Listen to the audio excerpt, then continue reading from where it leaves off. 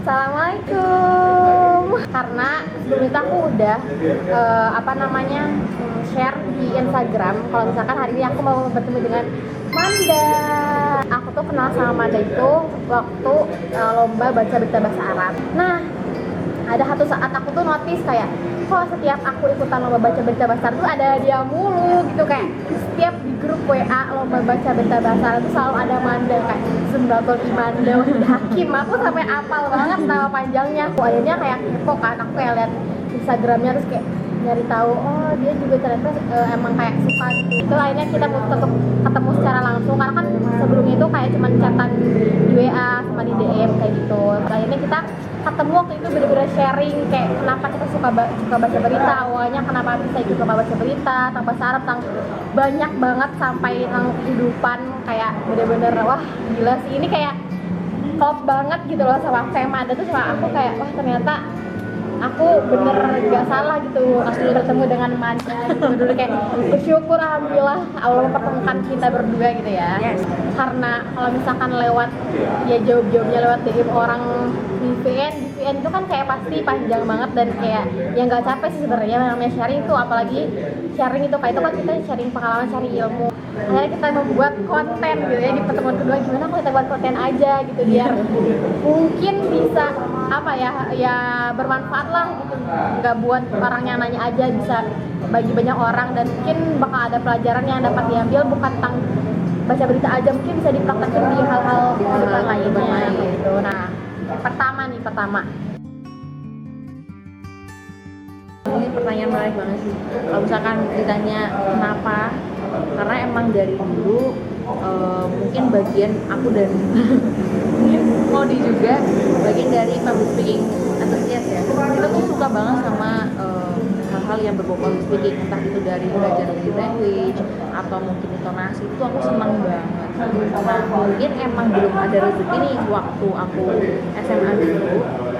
Alhamdulillah aku pernah jadi pesantren, aku belum dapat kesempatan buat megang itu. Jadi emang aku pengen banget mungkin ada bilang kayak aduh pokoknya aku tuh pengen banget, aku udah semangat buat jadi nggak penyiar sih, lebih kayak yang announcer tuh loh, yang yulanu ala jafatin muta'alimas. Nah gitu, aku tuh suka banget sama orang-orang, suara orang yang ada di speaker tuh. ya. Terus juga kalau nonton berita nih, biasanya aku lebih fokus ke voice overnya. Jadi ternyata voice overnya tuh jernih, voice overnya bagus. Dan dari situ kan akhirnya memang sebenarnya dari suka, terus ada nih mulai kesempatan. Aku juga baru tahu, sebelumnya nggak ngerti kalau misalkan baca berita Arab itu dilombakan. Iya nggak sih? Iya benar. Kita baca berita Arab, apa kita bakal jadi pewarta apa gimana kan? Iya. Nggak ada bayangan kalau untuk harus internasional atau limited kayak layaknya pewarta berita aslinya. Udah mana sama orang lokal ya kan, mungkin karena basic aku Jawa ngapa kayak guys ya kan, keluar ngomongnya itu ada rasa takut kalau misalkan ngomongnya nanti medok bahasa Arab gimana, bahasa Arab apa medok, jadi misalkan as'adullah misalnya ya. Jadi kan hal-hal yang kayak gitu yang bikin takut, tapi karena ada kesempatan itu, aku pikir dengan ngambil kesempatan akhirnya insya Allah ada jalan sih.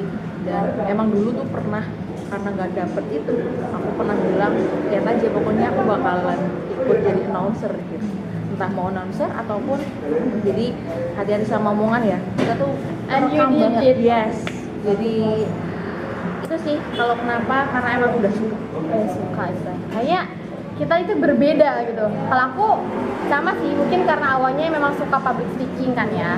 Tapi kalau aku tuh awal itu gara-gara pandemi teman-teman, kayak pandemi itu bener-bener buat aku gabut, kayak orang kayak aku yang super extrovert kayak nggak betah diem doang di rumah tuh, kayak ngurus rumah sapu-sapu ngepel nyicipin itu kayak kayak udah bener-bener stres, pengen ngapain gitu, aku harus ngapain.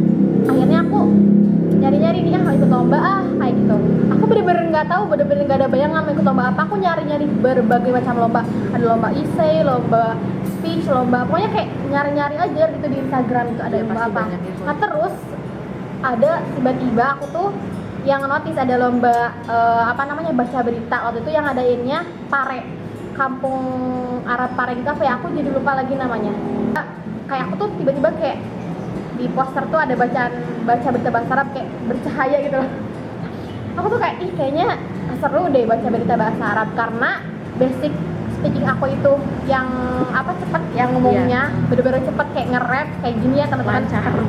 Hanya aku nyoba dan ternyata aku banget ya, soalnya aku sering-seringin ngedengerin kayak Al Jazeera BBC Arabic gitunya yang ngedengerin announcer yang Arab ngomong, akhirnya aku jadi suka dan ini aku nyobain lomba-lomba itu dan jadi keterusan sampai sekarang. Ternyata this is my world. Aku ketagihan kayak ini aku banget, jadi kayak awalnya sih coba-coba. Awalnya coba-coba. Iya, coba-coba. Lah kok enak. Iya, gitu. Aku lakukan effort aku yang semaksimal mungkin untuk bisa menjadi announcer yang baik, entah itu tadi mendengarkan suara announcer dari Arabnya langsung. Terus mungkin kalau aku biasanya suka nyiapin baju dari jauh-jauh hari, kira-kira kalau misalkan aku nyampein berita yang bahagia berarti aku harus pakai warna yang cerah. Bener. Kalau misalkan bicara bencana berarti pakainya yang kayak hitam-hitam atau mungkin abu-abu. Kalau yang nyampainnya tentang mungkin pemerintahan gitu atau tentang olahraga, biasanya politik, biasanya pakai dongker gitu atau mungkin abu muda. Aku pernah sebelumnya tentang festival, terus pernah tentang kayak Squid Game juga, itu aku pakainya pink, abu, pakainya biru muda. Ini kayak kita nyesuaiin sama mood tema baca beritanya itu. Jadi benar-benar diplot-plotin misalkan lombanya itu sebulan lagi gitu. Nah, aku bener-bener nanti bikin jadwal gitu loh, bikin timeline. Berarti minggu pertama di 3 hari minggu pertama aku harus udah nemuin teks. Di 3 hari setelahnya aku harus udah terjemahin ke Indonesia biar aku paham teksnya. Di seminggu mungkin di awal minggu yang kedua itu aku ngeharakatin. Seminggu setelahnya nanti aku baca latihan. Di minggu ketiga mungkin aku mulai ngafalin, terus mulai nyiapin baju-baju dan studio, misalkan itu nyiapin studio juga, nyewa dan lain sebagainya. Jadi di minggu keempat baru tag video. Ya, tiap itu tuh bener-bener kita harus memahami buku panduan, terus bikin timeline itu loh biar kita tuh nggak keteteran. Salah satu kunci biar kita nggak keteteran itu kita bikin timeline. Aku motif sedikit ya. Tadi emang bener banget kalau harus memperhatikan buku panduan. Jadi ada di case-nya itu dia penyampaiannya udah bagus, udah oke. Ya hampir mirip lah. Jadi kenapa dia nggak bisa jadi mungkin belum rezekinya karena jauh dari tema yang diajukan gitu. Jadi misalkan ada temanya tentang politik ataupun bencana alam, misalkan bencana alamnya bencana alam Indonesia, ternyata dia bencana alamnya di bawah yang di negara luar. Memahami buku panduan tuh satu hal yang hal yang kadang disepelein gitu. Bener-bener kita tuh harus notice banget, bener-bener harus dipahami banget buku panduan, bener-bener sampai kayak teksnya itu harus tradisional Arabik lah, font 16 pasti 1,5 margin normal. Bener banget. Yang aku notice dari awal selalu kalau ada technical meeting, pertanyaannya itu bukan soal lagi nanti kita pakai baju apa macam gitu. Pertanyaan ketika di technical meeting khususnya penyampaian soal baca berita Arab, kalau kamu itu selalu kayak nanyain ini logonya perlu apa enggak, sampai sedetail itu logo di dalam mungkin pakai logo instansi atau logo kita, terus logo televisinya yang diambil, misalkan kita mau pakai dari Al Jazeera atau BBC gitu, itu perlu apa enggak. Jadi hal-hal yang mungkin nggak ada di buku panduan tapi dia tersirat semuanya perlu banget kita tanyain. Ya itu karena belajar dari setiap lomba yang aku ikuti, ternyata kalau yang lomba ini tuh harus ada logo instansinya sama logo Al Jazeera atau BBC-nya. Kalau ini nggak boleh, kalau ini makanya itu selalu aku tanyain tentang logo atau mungkin tentang kredit, apakah harus ada atau enggak, atau apakah harus ada bumper kampus atau enggak. Itu benar-benar ngaruh banget sih, soalnya walaupun cuman kayak gitu doang, cuman logo doang, cuman kredit nama doang, tapi itu benar-benar mempengaruhi penilaian kayak hal-hal yang mungkin kita tuh nggak sadari, kayak ya udah sih emang itu bakal mengaruh ke penilaian gitu ya. Itu juga ngaruh banget teman-teman, kayak harus sedetail itu emang. Jadi mungkin secara umum penilaiannya tentunya performa, tapi pasti juri itu punya penilaian di dalam persona itu dilihat dari penampilan kita, terus dari tata letak kita di video itu juga penting banget. Kan kalau nggak center, center mungkin bisa di sebelah kiri. Iya. Nggak yang tahu-tahu mendelep kepala doang kan nggak bagus. bener-bener menyesuaikan apa namanya berita yang kita sampaikan itu sama posisi kita itu benar-benar ngaruh banget. Kayak misalkan kalau ada data-data kan berarti bagusnya berdiri sambil begini. Kalau yang mungkin cuma penjelasan atau omongan seseorang presiden atau lain sebagainya itu kayak voice over juga cukup kayak gitu. Dan benar kalau aku sadarin untuk lomba terbaru kemarin, mungkin kalau misalkan kita mau pakai QR itu ketika kita berdiri aja.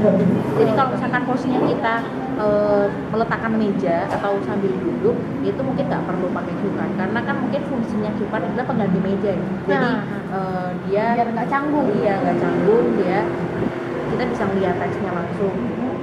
Dan ketika kita duduk nggak perlu banyak body language yang keluar gitu. Kalau misalkan berdiri mungkin kita boleh lah agak serong ke kiri, serong ke kanan atau melihat dari layar tampilannya. Itu penting banget sih. Jadi kalau mau pakai QR mungkin bawahnya sambil berdiri aja, kalau sambil duduk nggak perlu.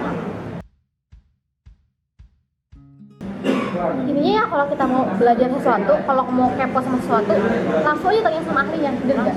Walaupun kita nggak kenal, kayak aku, Mbak Konita mahasiswa UI, aku bener-bener nggak kenal sama Mbak Konita, cuman gara-gara ngeliat YouTube, kayak muncul terus namanya kalau aku nulis juara 1 baca berita bahasa Arab yang paling atas pasti Mbak Konita. Ini aku nyari nih Instagramnya dan aku kayak nggak peduli, aku nggak kenal Mbak Konita, tapi karena aku mau belajar sama yang ahlinya. Karena kalau belajar itu jangan tanggung-tanggung, jangan belajar ke yang pernah sekali doang, langsung aja. Kalau misalkan kita memang tahu ada yang ahli, langsung aja ke ahlinya. Karena dari siapa lagi kita mau belajar ketika memang kayak aku posisinya aku nggak punya cutting, aku nggak punya dosen, apalagi aku bukan bahasa Arab. Kan kalau kamu punya cutting dan kamu anak bahasa Arab, ya aku nyari sendiri dan ya ternyata berhasil. Dan ternyata Allah pertemukan aku dengan Mbak Konita yang super baik dan akhirnya mau membantu padahal kita nggak kenal sama sekali, bisa sampai sharing nomor WA, teleponan, dites, baca sambil teleponan gini-gininya kita ketemu, akhirnya kita sering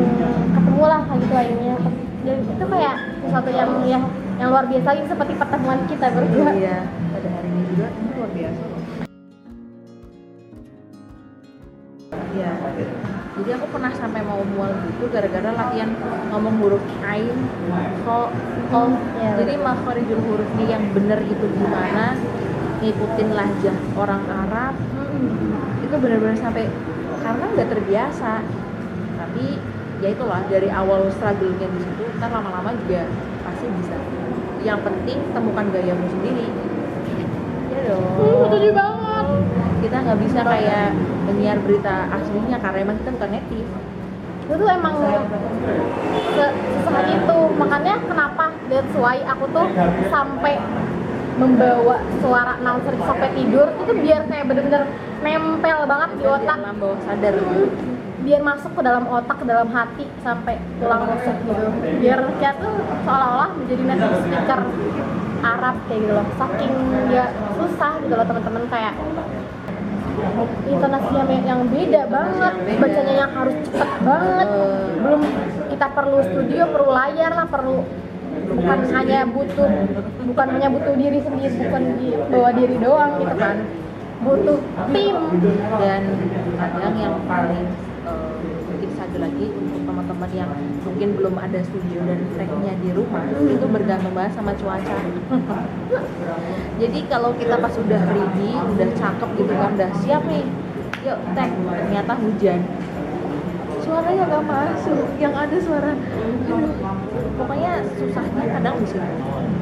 Tapi hasilnya juga alhamdulillah banyak peningkatan. Selain kita juga makin paham, oh bahasa yang digunakan dalam berita tuh seperti itu. Dalam ya tentu beda ya, terus juga intonasinya juga beda. Jadi Kalau aku karena dari awal itu lombanya udah di studio, karena difasilitasi sama kampus yang emang ada green screen, dari awal mau ditawarin itu sebenarnya effortnya di sana. Karena apa ya, aku effortnya tuh lebih ke pressure gitu loh, karena aku tuh Karena aku pernah sempet waktu lomba yang mana gitu ya, aku take dari pagi sampai siang itu nggak ada yang jadi. Frustration itu sih, karena kita dilihat sama banyak orang, walaupun memang orang-orang itu yang mungkin nggak semuanya paham sama apa yang aku omongin, tapi tetap aja gitu loh. Karena ketika belibet ya, Akhirnya take lagi, take sampai take berapa take? 15, take 20. Apalagi kalau misalkan apa namanya lagi nggak ada teleprompter. Kalau di studio kan dibantu sama teleprompter kan. Nah ketika aku pernah beberapa kali juga nggak pakai teleprompter, karena tuh ada orang yang kayak enak tuh di studio mah tinggal baca teleprompter. Tidak semudah itu Brody. Kayak pakai teleprompter walaupun kita baca itu tuh mereka tuh jalannya cepet banget, dan aku tuh baca tulisan Arab gundul. Kayak kadang tuh karena kan aku ngeharokatin teksnya tuh yang di teks apa KVS kan, yang di Word yang buat ke teleprompter nggak aku harokatin kan, atau lagi aku tuh harus hafal harokatnya. Kayak kadang ya aku juga masih banyak salah, bahasa Arab aku belum yang tinggi-tinggi banget, yang kadang harokatnya masih nggak bener kayak gitu kan. Itu bener-bener kayak ketika aku tahu itu harokatnya A dan aku malah jadi U, itu aku pasti langsung ulangi lagi, karena ya kita pengen ngasih yang terbaik gitu. Walaupun ya aku cuma salah dari dalam 5 menit berita cuma salah satu harokat doang, tapi tuh kayak rasanya tuh di dalam hati kayak aduh itu salah harokatnya gitu. Sampaikan karena bisa jadi itu artinya beda, jadi tuh benar-benar pressure banget aku gitu. Dan tantangannya sebagai pewarta berita, walaupun kita masih latihan aja, apalagi pewarta dalam bahasa Arab, tantangannya adalah bagaimana yang kita sampaikan itu orang bisa paham. Itu poin paling tinggi, paling tinggi, walaupun emang ini nggak dijadikan acuan penilaian, tapi kalau kita mau mengambil lomba itu sebagai improvisasi diri, itu gimana caranya ketika aku menyampaikan itu seenggaknya orang tuh paham deh apa yang aku sampaikan. Kalau misalkan emang orang awam ya mungkin nggak paham karena memang nggak ada basic bahasa Arab, tapi orang-orang khususnya para pelajar bahasa Arab paling nggak paham bahwa ternyata aku tuh lagi bawa berita tentang bencana, tentang politik, jadi nggak salah arti, intinya bisa diterima dengan baik. Terus kadang peletakan kayak jeda antara kalimat ke kalimat selanjutnya itu nggak bisa asal juga kan, nggak bisa kita kata sambung di akhir, itu kan nggak bisa. Jadi itu struggle. Berarti nomor berapa tuh ya? Nomor sekiannya ternyata. Dan ini kayaknya umum juga di pembaca berita, entah itu bahasa Indonesia atau bahasa Arab, kita menyampaikan suatu berita, intonasinya itu menyamakan dengan temanya. Jadi kalau temanya itu yang enteng-enteng, kita mungkin bisa pakai smiling voice gitu. Tapi kalau misalkan berita duka atau berita-berita yang memang sifatnya tegang, kita mungkin tidak dianjurkan untuk tersenyum dan bacanya mungkin bisa datar, intonasinya nggak terlalu segelombang juga. Mungkin teman-teman penasaran kan? Penasaran nggak nih? Gak masih penasaran soal kalau misalkan bedanya online atau offline apa? Kalau online kan tadi udah dikupas kan, dari penampilan bahkan logo video aja perlu kita tanyain. Kalau misalkan offline itu kuncinya adalah kita harus hafal itu nomor 1. Jadi karena walaupun kita megang teks, kita kan udah akan lebih baik, juri akan lebih tertarik ketika kita tidak hanya membaca. Boleh lah lirik sedikit, mungkin 1/25 detik. jadi 1 kali kamu lirik, lainnya ya kamu harus menatap ke depan, harus melihat audio depan kamu itu nanti peserta lomba yang lain. Dan emang kita harus ngasih videonya cukup video yang isi berita, jadi sama opening sama intro sama outronya. Jadi nggak perlu yang kita nyiapin green screen, itu nggak perlu. Kita ada di satu kelas ataupun studio langsung, ya layaknya kita baca biasa, tapi juri pengen lihat ketika kita baca, melihat audiens atau terpaku membaca, walaupun emang ngomongnya mau baca berita, bukan menghafalkan berita. Jadi seninya ketika kita menyampaikan itu yang benar-benar dilihat. Dan ada satu kesempatan waktu aku open itu, juri senang ketika kita juga bisa melihat jurinya, nggak hanya melihat audiens. Karena itu pressure banget pasti. Iya, kan kadang kita takut kan dia juri, kita tahu-tahu nervous, enggak, iya lihat jurinya. Iya, paksakan. Itu aku jadi penasaran pengen lomba offline nih. dulu aku tuh punya kayak semacam asatid gitu kan. Ustaz ada bilang bahwa memang passion itu ditemukan ketika kita mencoba sesuatu terus kita berhasil dengan cara berulang. Tapi menurut aku kalau misalkan patokannya berhasil, berarti gagal itu nggak ada di dunia ini. Iya benar. Gitu dong. Jadi menurut aku gagal itu harus, karena kalau dari buku yang pernah mungkin teman-teman pernah baca Seni Bersikap Bodo Amat, Iya. di situ tuh gagal, sedih itu malah bagus, harus kita rasain dulu gitu sampai kita benar-benar tahu rasanya, oh ternyata gagal dalam ikut lomba tuh gini ya. Kita kalau misalkan menang mulu nggak ada fantasinya menang. benar, Jadi benar. memang perlu ada kayak rasa down-nya gitu, tapi buat bangkit lagi pikir sih orientasinya apa gitu. Ada yang orientasinya hanya sekedar ikut lomba, ada yang memang untuk mencapai mimpinya, ada yang tadi misalkan misi gabut ya. Orientasi aku dari awal karena emang aku suka, aku enjoy, jadi mau gagal aku nggak mikir di gagalnya, aku enjoy banget gitu aja sih. Jadi baik lagi ya karena aku enjoy. Kalau SMA kalau tiap lomba tuh kayak pasti selalu tujuannya tuh kayak berdoa tuh ya Allah semoga menang, semoga menang, semoga menang. Akhirnya karena kita tujuan atau orientasi awalnya tuh pengen menang, ketika kita gak menang jadinya tuh sakit hati, sedih, nangis, kayak kecewa, ngerasa kayak kalau diri kita tuh gagal, kayak diri kita tuh gak bisa, kayak diri kita tuh kurang. Dia bener-bener jadi ngedown banget kalau misalkan kita punya tujuannya kayak gitu tuh teman-teman. Kayak apa namanya, ya intinya semuanya tuh tergantung sama niat kita dari awal. Nah kalau aku sendiri karena awalnya itu niatnya karena gabut itu ingin mengisi kegabutan, ya ketika gagal ya nggak apa-apa gitu loh. Karena ini juga pertama kali aku untuk mengikuti lomba baca berita bahasa Arab selama seumur hidup. Jadi ya kalau gagal it's okay, Itu gitu. sebuah kewajaran. Kewajaran banget dipertanyakan. Nah kalau misalkan di awal tiba-tiba menang, itu sesuatu yang luar biasa, di luar nalar.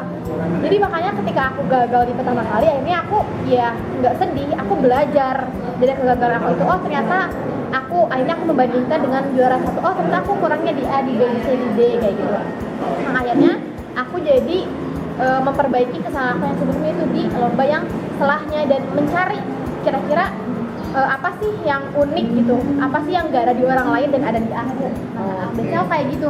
Berarti Kalau orang lain gimana sih, misalkan videonya ke orang lain gimana sih ngomongnya, aku berarti harus beda nih. Akhirnya aku ya memperbaiki kesalahan aku yang dulu, terus kayak bener-bener setiap hari tuh kerjaannya setiap mau tidur sampai bangun tidur tuh aku nyalain speaker di kamar. Aku tuh nyalain itu suara orang lagi baca berita. Enggak, aku stop, aku tidur. Soalnya aku dulu pernah denger kan, katanya kalau misalkan kita mendengar sesuatu ketika tidur tuh itu kayak masuk gitu kan. Akhirnya karena aku pengen banget kayak suara aku, intonasi aku tuh biar kayak orang Arab banget. Akhirnya setiap aku tidur tuh jadi kayak lullaby-nya tuh, orangnya lullaby-nya tuh ngaji gitu ya. Atau mungkin suara-suara bintang-bintang gemersik hujan. Kalau aku suara orang baca berita. iya, aku bener-bener apa ya, di live gitu, kalau di YouTube kan banyak ya. bener-bener ini aku melakukan hal-hal yang mungkin nggak biasa gitu loh teman-teman, yang dia bener-bener aku kasih effort terbesar aku. Gimana pun aku harus lebih baik dari sebelumnya, bukan aku harus menang tapi aku harus lebih baik dari diri aku yang sebelumnya. Dan kenapa masih banyak yang belum berani gitu untuk kalah? Ya kalau berani untuk menang wajib, tapi berani untuk kalah juga perlu gitu. Berani maju, ya untuk kalah itu maksudnya nggak tujuannya untuk kalah enggak, tapi kalau kalah ya nggak apa-apa gitu. Jadi nggak harus ketika ikut harus menang, kalah tuh nggak apa-apa. Kadang ada yang belum siap di situ, pokoknya orang kakak kelasku aja bisa kok langsung menang, masih aku nggak bisa. Benar. Jadi dia mentargetnya lagi ke menang. Menurut aku dimulai dari manajemen diri dulu. Selain manajemen waktu ya, sebelum itu kita harus tahu dulu nih, oh kapasitas aku tuh sampai mana sih? Apakah aku bisa terbagi fokus menjadi misalkan 4 fokus, aku harus kuliah harus ini harus ini. Nah buat diri aku sendiri emang mungkin aku belum ahli di situ, belum ahli untuk membagi banyak fokus. Jadi harus ada yang aku prioritaskan dan semi prioritaskan. Kuliah tentunya menjadi prioritas, kalau pas lagi organisasi jadi semi prioritas. Jadi untuk lomba tentunya ya nggak aku prioritas banget, tapi ketika aku ambil aku maksimalin. Nah gitu. Jadi kalau mau tidur, teks tuh nggak aku lipat terus aku pegang gitu, nggak, aku tempel di tidur. Jadi setiap aku masuk ke kamar ya aku harus baca, paling nggak baca 1 kali, kalau sehari habis sholat baca kan 5 kali. Nah, kayak gitu sih modelnya. Aku teksnya aku tempel di dinding, pokoknya aku baca, tapi dalam 1 jam itu aku luangin buat latihan dari intonasinya biar nggak terlalu cepat dan nggak terlalu lambat gitu. Iya, meluangkan waktu untuk yaitu persiapan lomba itu. Jadi yang penting tadi sama gak jauh beda sebenarnya sama Manda. Ya pastinya kita harus tentuin dulu prioritas kita, dan prioritas kita sebagai mahasiswa adalah yang pertama-tama kuliah kayak gitu. Untuk organisasi mungkin ketika tidak ada acara yang urgent, acara yang besar dan kita berperan penting, itu masih bisa kita skip, bener kan, kayak gitu ya. Jadi nggak karena kita punya tujuan karena kita mau lomba itu, dan itu kan satu hal yang penting juga. Kita pikir aja ketika memang kita tidak ada di rapat tersebut atau di acara tersebut, itu bakal ngaruh besar nggak gitu. Kalau misalkan kita nggak terlalu berpengaruh besar di acara itu, ya oke, kita bisa skip, kita bisa fokus ke lomba kita gitu aja. Sebenarnya kuncinya itu ya kita mau belajar. Ini saya udah ngomongin tentang mau belajar, jangan takut mencoba itu. Udah belajar deh pokoknya, karena emang jari gua lahir takut arifan gitu. Coba dan perhatikan, mau kamu tahu. Kalau misalkan nggak dicoba nggak bakal ngerti. Benar-benar. Kalau kita nggak coba, kita nggak bakal tahu kita bisa apa enggak. Cuman diem doang, ya udah kita mau diem sampai kapan, ya udah kita nggak tahu kita bisanya apa. Kita harus coba. Mau itu dia nantinya ujungnya kita mungkin gak nyaman, bukan dunia kita, it's okay. Yang penting kita coba dulu. Ya untung-untung alhamdulillah kalau kita coba ternyata kita nyaman. Ternyata kalau memang kita gak nyaman, coba lagi yang B, coba lagi yang C. Karena lomba baca berita bahasa Arab ini, aku awalnya itu orangnya takut untuk mencoba. Tapi karena lomba baca berita bahasa Arab ini benar-benar mengubah dunia aku. Aku jadi sadar kalau misalkan dengan kita mencoba itu bukan sesuatu yang hal yang salah, dan ketika gagal pun itu pun bukan sesuatu yang salah gitu, karena kan namanya pertama kali. Ya udah, it's okay gagal, ya udah berarti kita harus coba yang lain. Jadi aku tuh dari sana jadi berani mencoba hal baru gitu, karena aku udah pernah melewati masa-masa itu, aku udah pernah mencoba hal baru dan ternyata berhasil, dan ternyata tidak berhasil. Aku udah melalui semuanya. Ini aku sekarang jadi orang yang berani untuk mencoba gitu. Entah itu nanti ujungnya aku bisa apa enggak, bodo amat, yang penting aku mencoba, karena kan prosesnya kan yang terpenting. Coba. Semoga banyak orang yang nonton dan mengambil banyak manfaat ya, banyak dari sharing ini. Entah ini nanti bakal jadinya berapa menit ya. Kalau ini aslinya mungkin 2 jam ada ya. Oh iya. Nanti kalau misalkan ada yang nonton terus juga mungkin bisa saling connect, itu juga sangat welcome. Kayak banget mau bisa diarahin, sebenarnya kalau kan dikoreksiin gitu. Bagaimana nih? Bahagia, aku bakal senang, bakal welcome banget. Penampilan aku gimana gitu, atau intonasi aku udah bagus atau belum, walaupun aku nggak menjanjikan intonasi aku udah bagus gitu. Tapi kan kita bisa saling sharing, terus diskusi gimana ya baiknya dengan tipikal suara kamu ini harusnya gimana ya gitu. Banyak ya, gak usah segan, karena saya tuh seneng malah ya kalau misalkan banget karena rasanya kayak akhirnya ilmunya tuh bisa bermanfaat buat orang lain, bukan kita doang yang merasakan manfaat dengan kita belajar baca berita ini. Ternyata bisa menginspirasi, bisa jadi manfaat buat banyak orang kayak gitu. Jadi tidak boleh malu-malu, bisa DM aja di Instagram kita ya, mau Lydia_A, atau nanti bisa di link bio Manda Hakim. Nanti aku taruh di bawah sini ya, di Instagram description box sama ada di description box juga nanti. أسعد الله صباحكم بكل خير أيها المجازون الكرام، أهلا بكم. معكم زمرة الإيمانوي الحكيم كمدير اليوم في القناة المرجوة الجزيرة، نشر الأخبار العربي ما يتلقى عندكم في 19 والاتجاهات التكنولوجية. حافظ على صحتك من خلال الأطعمة التغذية وممارسة الرياضة الكافية. حاول ألا تغادر المنزل إذا كانت مسألة عاجلة استخدم القيام بالعمل بالجسم. الجزيرة إلى الليل. Assalamualaikum.